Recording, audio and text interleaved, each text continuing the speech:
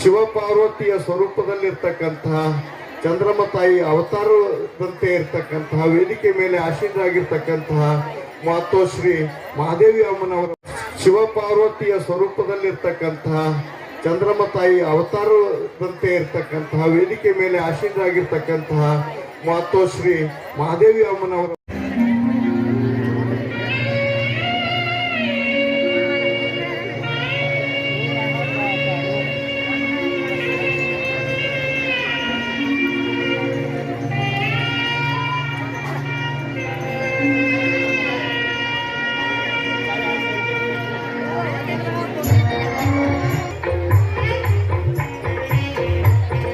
Doctor Shri ಋಷಭಲಿಂಗೇಶ್ವರ ಮಹಾಶಿವಯೋಗಿಗಳು ಸುಕ್ಷೇತ್ರ ಬಂತನಾಳ ಈ ನಾಡಿನಲ್ಲಿ ಶಿಕ್ಷಣ ನಾನು ಶ್ರೀಮಠದ ಪರವಾಗಿ ಪೂಜ್ಯರ ಪರವಾಗಿ ಮಠದ ಎಲ್ಲ ಸದ್ಭಕ್ತ ಮಂಡಳಿಯ ಪರವಾಗಿ ಹಾರ್ದಿಕವಾದಂಥ ಸ್ವಾಗತವನ್ನು ಬಯಸ್ತೇನೆ.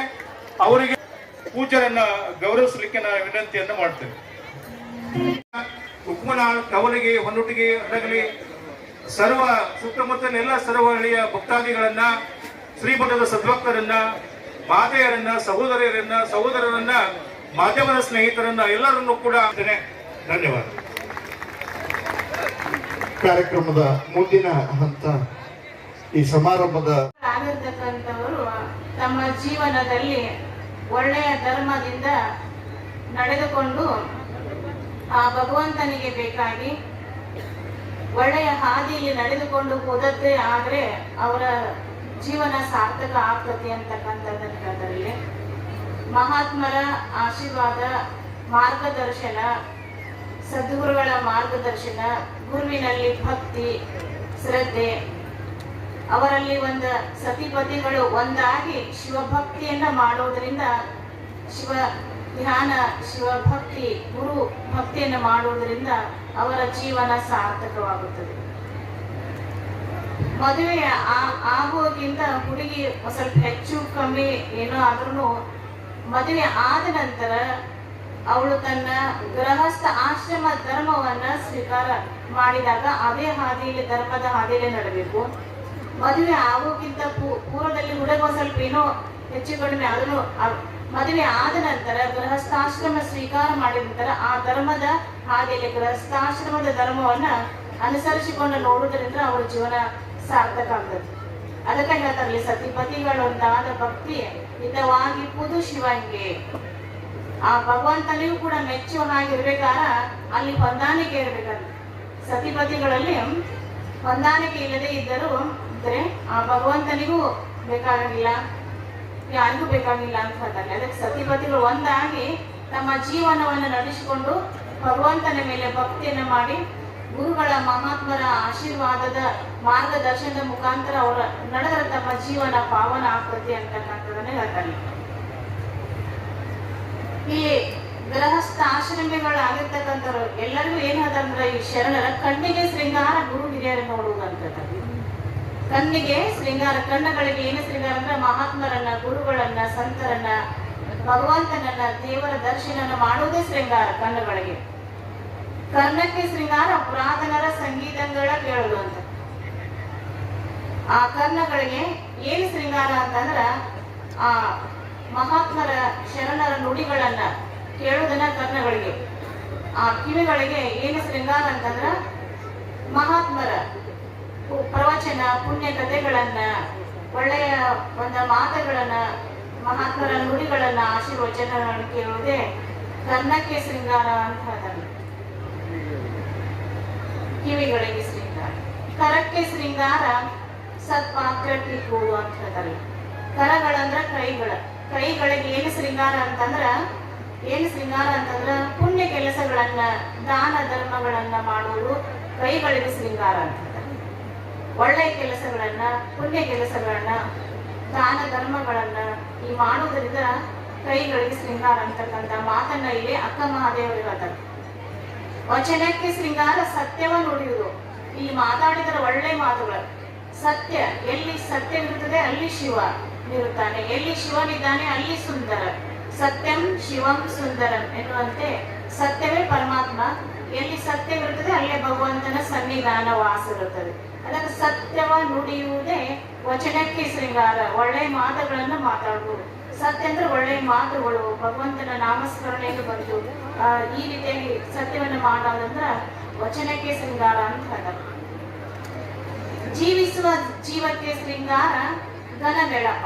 ಇಲ್ಲಿ ಆ ಭಗವಂತನನ್ನ ಆ ಪರಮಾತ್ಮನನ್ನ ಬೇಕಾಗಿ ನಡಿಬೇಕಾದ್ರೆ ಇಲ್ಲಿ ಏನ್ ಬೇಕಂದ್ರ ಸತ್ಸಂಗನ ಬೇಕಂದ್ರೆ ನಾವು ಉದ್ಧಾರ ಆಗ್ಬೇಕಾಗಿತ್ತಂತಂದ್ರ ಸತ್ಸಂಗವನ್ನ ಬಿಟ್ಟಿವ ಅಂತಂದ್ರೆ ಒಳ್ಳೆ ಸಂತರ ಮಹಾತ್ಮರ ಶರಣರ ಒಂದು ನಾವು ಸಂಘವನ್ನ ಅವ್ರ ಸನ್ನಿಧಾನವನ್ನ ಅವರ ಒಂದು ಇದು ಒಂದು ಬಿಟ್ಟಿವ ಅಂತಂದ್ರೆ ಅಲ್ಲಿ ನಾವು ಉದ್ಧಾರವಾಗಿಲ್ಲ ಅಂದ್ರೆ ಸತ್ಸಂಗ ಬೇಕಂತ ಅಕ್ಕ ಮಹಾದೇವರು. ಜೀವಿಸುವ ಜೀವಕ್ಕೆ ಘನ ಮೇಳಪ್ಪ ಅಂದ್ರೆ ಮಹಾತ್ಮರ ಒಂದು ಸತ್ಸಂಗನ ಬೇಕು ಅಂತ ಅದೇ ಶೃಂಗಾರ. ಇವಿಲ್ಲದ ಜೀವಿಯ ಬಾಳ್ವೆ ಎದಕ್ಕೆ ಬಾಧೆಯ. ಈಗ ಹೀಗೆ ಇಲ್ಲದೆ ಇರ್ತಕ್ಕಂಥ ಜೀವನ ಎದಕ್ಕೂ ಉಪಯೋಗಿಲ್ಲ ಅಂತಾರೆ. ಇದಕ್ಕೆ ಬಾಧೆಯ ಅಂದ್ರ ಈ ಜೀವನನೇ ಅಲ್ಲ ಅಂತಾರ. ಆ ಜೀವನನೇ ಇಂಥ ಜೀವಿಸಿದ ಜೀವನ ಅಲ್ಲ ಅಂತ. ಅವರ ಸತಿಪತಿಗಳಾಗಿರ್ಬೋದು, ಯಾರೇ ಆಗಿರ್ಬೋದು, ಎಲ್ಲರಿಗೂ ಕೂಡ ಈ ಒಂದು ಮಾರ್ಗದರ್ಶನ ಅಕ್ಕ ಮಾದೇವಿ ಹೇಳಿದಾರೋ ಅದರಲ್ಲಿಯೂ ಕೂಡ ಈ ನವದಂಪತಿಗಳ ಏನು ಕಾಲ ನಿಲ್ತಿರ್ತಾರಲ್ಲ ಈ ಒಂದು ಧರ್ಮದ ಈ ಹಿರಿಯರ ಮಾತುಗಳನ್ನ ಮಾರ್ಗದರ್ಶನವನ್ನ ಈ ಮಾರ್ಗದರ್ಶನದಲ್ಲಿ ನಡೆದೇ ಆದರೆ ಅವರ ಜೀವನ ಸಾರ್ಥಕ ಆಗ್ತದೆ ಅಂತಕ್ಕಂಥದ್ದನ್ನ ಹೇಳ್ತಾರೆ. ಈ ಗೃಹಸ್ಥಾಶ್ರಮ ಧರ್ಮ ಏನಂತಂದ್ರೆ ಮುಖ್ಯವಾಗಿರ್ತಕ್ಕಂಥದ್ರ ಅತಿಥಿ ಸತ್ಕಾರ ಅಂತ ಹೇಳ್ತಾರ. ಆ ಅತಿಥಿ ಸತ್ಕಾರೊಳಗ ಪುಣ್ಯ ಕರ್ಮಗಳು ಬಂತು, ದಾನ ಧರ್ಮಗಳು ಬಂತು, ಒಳ್ಳೆ ಸೇವೆ, ಗುರು ಹಿರಿಯರ ಸೇವೆ, ಮಹಾತ್ಮರ ಸೇವೆ, ಅನ್ನದಾಸೋಹ ಎಲ್ಲ ಬಂದಿಲ್ಲ. ಮುಖ್ಯವಾಗಿರ್ತಕ್ಕಂಥ ಧರ್ಮ ಗೃಹಸ್ಥಾಶ್ರಮ ಧರ್ಮ ಏನಂತಂದ್ರ ಅತಿಥಿ ಸೇವೆ ಅಂತ ಹೇಳ್ತಾರೆ. ಅಂದ್ರ ಎಲ್ಲವೂ ಈ ಶಿವಭಕ್ತಿ, ಗುರು ಸೇವೆ, ಸತ್ಸಂಗ ಎಲ್ಲವೂ ಇದ್ರೂ ಕೂಡ ಮುಖ್ಯವಾಗಿರ್ತಕ್ಕಂಥ ಧರ್ಮ ಹೇಳ್ತಾರೆ. ಮುಖ್ಯ ಹಸಿದು ಬಂದವರಿಗೆ ಮನೆಗೆ ಬಂದಿರತಕ್ಕಂತ ಅತಿಥಿಗೆ ಅನ್ನವನ್ನ ನೀಡಿ ತೃಪ್ತಿಪಡಿಸಿದರೆ ಅದು ಒಂದು ಯಜ್ಞಕ್ಕೆ ಸಮ ಅಂತ ಹೇಳ್ತಾರೆ ನಮ್ಮ ಗೃಹಸ್ಥಾಶ್ರಮ ಧರ್ಮದೊಳಗ. ಆ ಧರ್ಮವನ್ನು ಬಿಟ್ಟು ಫಸ್ಟ್ ಮುಖ್ಯ ಧರ್ಮನ ಅತಿಥಿ ಸತ್ಕಾರ ಅಂತ ಹೇಳ್ತಾರೆ. ಬಂದಿರ್ತಕ್ಕಂಥ ಮನೆಗೆ ಹಸಿದು ಬಂದಿರ್ತಕ್ಕಂಥವ್ರಿಗೆ ಮೊದಲ ಅನ್ನವನ್ನ ನೀಡಿ ಅವನ ತೃಪ್ತಿಪಡಿಸುವುದು ಗೃಹಸ್ಥಾಶ್ರಮ ಯಜ್ಞಕ್ಕೆ ಸಮ ಅಂತ ಹೇಳ್ತಾರೆ. ಅತಿಥಿ ಸತ್ಕಾರ ಈ ಒಂದು ಸಂತೃಪ್ತಿ ಅತಿಥಿ ಈ ಗೃಹಸ್ಥಾಶ್ರಮದ ಧರ್ಮ ಅತಿಥಿ ಸತ್ಕಾರ ಅಂತ ಹೇಳ್ತಾರೆ. ಬ್ರಹ್ಮಚಾರಿಯ ಒಂದು ಅವ್ರ ಧರ್ಮ ಏನಂತಂದ್ರೆ ಗುರು ಸೇವಾ ಅಂತ ಹೇಳ್ತಾರ. ಅಂದ್ರೆ ಅದು ಒಂದೇ ಇರುವುದಿಲ್ಲ, ಅದ್ರ ಜೊತೆಗೆ ಎಲ್ಲ ಈ ಒಳ್ಳೆಯ ದಾನ ಧರ್ಮ ಎಲ್ಲವೂ ಅಧ್ಯಯನ, ಅವರಲ್ಲಿ ಭಕ್ತಿ ಎಲ್ಲವೂ ಇರ್ತದೆ. ಅದರ ಮುಖ್ಯ ಧರ್ಮ ಅಂತಂದ್ರೆ ಗುರು ಸೇವೆ. ಬ್ರಹ್ಮಚಾರಿಗಳ ಧರ್ಮ ಏನಂದ್ರೆ ಗುರು ಸೇವೆ. ಗೃಹಸ್ಥಾಶ್ರಮ ಧರ್ಮದ ಅತಿಥಿ ಸತ್ಕಾರ. ವಾನಪ್ರಸ್ಥ ಧರ್ಮ ಏನಂತಂದ್ರೆ ತಪಸ್ಸು ಮತ್ತು ಶಾಂತಿ ಅಂತ ಹೇಳ್ತಾರೆ. ತಪಸ್ಸು ಅಂದ್ರೆ ಒಳ್ಳೆಯ ಧರ್ಮದಲ್ಲಿ ಎಷ್ಟೇ ಕಷ್ಟಗಳು ಬಂದ್ರು ಆ ಧರ್ಮದಿಂದ ಚ್ಯುತಿ ಆಗದೇ ಇರ್ತಕ್ಕಂಥದ್ದು ಒಳ್ಳೆ ತಪಸ್ಸು ಅಂದ್ರ ಈ ಇಂದ್ರಿಯಗಳನ್ನೆಲ್ಲ ನಿಗ್ರಹಿಸಿ ಒಳ್ಳೆ ಹಾದಿಗಳು ಎಲ್ಲ ಪಂಚ ಇಂದ್ರಿಯಗಳು ಪಂಚ ಕರ್ಮೇಂದ್ರಿಯೆಲ್ಲ ನಿಗ್ರಹಿಸಿ ಒಳ್ಳೆ ಧರ್ಮದ ಹಾದಿಯಲ್ಲಿ ನಡೆಯದೇ ಒಂದು ತಪಸ್ಸು ಅಂತ ಹೇಳ್ತಾರೆ. ಒಳ್ಳೆಯ ಹಾದಿಯಲ್ಲಿ ನಡೆಯದಾಗ ಬರ್ತಕ್ಕಂಥ ಕಷ್ಟಗಳನ್ನ ಎದುರಿಸಿಯೂ ಕೂಡ ಆ ಒಂದು ಹಾದಿನ ಬಿಡಲಾದೆ ಚ್ಯುತಿ ಮಾಡಲಾದೆ ಒಂದು ಧರ್ಮದ ಹಾದಿಯಲ್ಲಿ ನಡೆದು ಆಗ ಬರ್ತಕ್ಕಂಥ ಕಷ್ಟಗಳನ್ನ ಸಹನ ಮಾಡುವುದೇನ ತಪಸ್ಸು ಅಂತ ಹೇಳ್ತಾರೆ. ಇಲ್ಲಿ ಈ ಒಂದು ವಾನಪ್ರಸ್ಥಾಶ್ರಮದ ಧರ್ಮ ಅಂದ್ರೆ ತಪಸ್ ಅಂತ ಹೇಳ್ತಾರೆ. ತಪಸ್ಸು ಆಮೇಲೆ ಸನ್ಯಾಸಿ ಧರ್ಮ ಏನಂತಂದ್ರೆ ಅಲ್ಲಿ ಶಾಂತಿ ಅಂತ ಹೇಳ್ತಾರೆ. ಜೀವನ್ಮುಕ್ತ ಸ್ಥಿತಿ, ಜ್ಞಾನ ಸ್ಥಿತಿ, ಎಲ್ಲರಿಗೂ ಒಳ್ಳೆಯದನ್ನೇ ಬಯಸುದು ಶಾಂತಿ, ಜೀವನ್ಮುಕ್ತ ಸ್ಥಿತಿ. ಎಲ್ಲ ಧರ್ಮದಲ್ಲೂ ಎಲ್ಲ ಒಂದು ಮುಖ್ಯ ಧರ್ಮ ಇದೆ. ನಾವಿಲ್ಲಿ ನವ ವಿವಾಹಿತರಿಗೆ ಏನು ಮುಖ್ಯವಾಗಿರ್ತಕ್ಕಂಥ ಆಚರಿಸಬೇಕಾಗಿರ್ತಕ್ಕಂಥ ಧರ್ಮ ಅಂತಂದ್ರೆ ಆ ಅತಿಥಿ ಸತ್ಕಾರ, ಗುರು ಸೇವೆ, ಶಿವಭಕ್ತಿ, ಸತಿಪತಿಯಲ್ಲಿ ಹೊಂದಾಣಿಕೆ ಮಾಡಬಹುದು, ಗುರು ಹಿರಿಯರ ಸೇವೆಯನ್ನು ಮಾಡುವುದು. ಈ ರೀತಿಯಾಗಿ ಧರ್ಮದ ಹಾದಿಯಲ್ಲಿ ನಡೆದು ನಮ್ಮ ಜೀವನವನ್ನ ಪಾವನ ಮಾಡಿಕೊಳ್ಳುವಂತಹ ಶಕ್ತಿ ಆ ಭಗವಂತ ಎಲ್ಲರಿಗೂ ದಯಪಾಲಿಸಲಿ ಅಂತಕ್ಕಂಥ ಮಾತನ್ನು ಹೇಳಿ ನನ್ನ ಮಾತನ್ನು ಮುಕ್ತಾಯ. ಪೂಜ್ಯರಿಗೆ ಹಾಗೂ ಸರ್ವ ಸಂಪರ್ಕರಿಗೆ ಅನಂತ ಶರಣಾರ್ಥಿ. ಇವರ ಜೊತೆಗೆ ಇವರಿಗೆ